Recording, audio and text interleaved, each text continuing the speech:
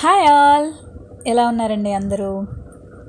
ఈరోజైతే మనం గులాబీ గుత్తులు ఎలా చేసుకోవాలో చూద్దామండి. ఆల్రెడీ మన వీడియోలో మన ఛానల్లో అయితే కనుక షార్ట్ వీడియో ఉంది. ఎక్కువ వ్యూస్ కూడా చాలా బాగా వచ్చాయి ఆ వీడియోకి, అందుకే ఫుల్ వీడియో చేస్తున్నా. మనమైతే ఈక్వల్ క్వాంటిటీలో తీసుకోవాలండి. అంటే పంచదార, మైదా, అలాగే వరిపిండి 3 కూడా ఈక్వల్ క్వాంటిటీలో తీసుకుంటాం. అలాగే ఇందులో కోడిగుడ్లు కూడా వేస్తున్నాను.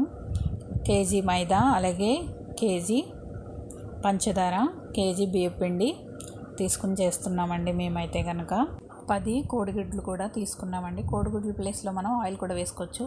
ఎగ్ తినని వాళ్ళు అలా కూడా వేసుకోవచ్చు. సరే, ఇలా మనం మిక్సీలో వేసేస్తే కనుక తొందరగా అయిపోతుంది. మనం ఇందులో ఒక ఎగ్ కూడా వేసుకోవాలి. 2 ఎగ్స్ అయితే ఇందులో వేసుకుని వాటర్ వేసుకుంటూ మనం మిక్సీ పడితే కనుక మనం వేసిన పంచదార తొందరగా కరిగిపోతుంది. అలాగే మనం కలిపే పని లేకుండా మిక్సీలో ఈజీగా కంప్లీట్ అయిపోతుంది అనమాట. ఈజీ ప్రాసెస్ ఇదైతే కనుక మీరు కూడా ఒకసారి తప్పకుండా ట్రై చేయండి. అలాగే మనం పంచదార లాలుక్కాయలు వేసుకుని పొడి చేసుకుని ఇందులో వేసేసుకోవాలి. మంచి స్మెల్ వస్తుందన్నమాట. చూసారా, మేమైతే మొత్తం 3 కేజీలు తయారు చేస్తున్నామండి.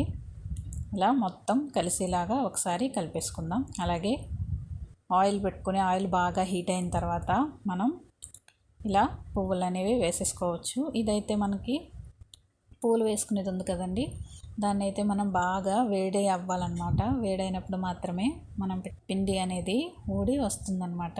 చూసారా, ఇలా మనం పూర్తిగా మునగకుండా కొంచెం మునిగేలాగా వేసుకుంటూ ఇలా ఒక పుల్ల సాయంతో తీసేసుకోవచ్చు. ఇలా పెట్టడం వల్ల వేడైతే మాత్రమే మనకి ఆ గులాబీ గుత్తులు అనేవి మంచిగా ఊడిపోతాయి అన్నమాట. చూసారా ఎంత బాగా అవుతున్నాయో. అయిపోయినాయి. ఇప్పుడైతే నేనైతే మొత్తం ఇవన్నీ కూడా సర్దేస్తున్నాను అనమాట.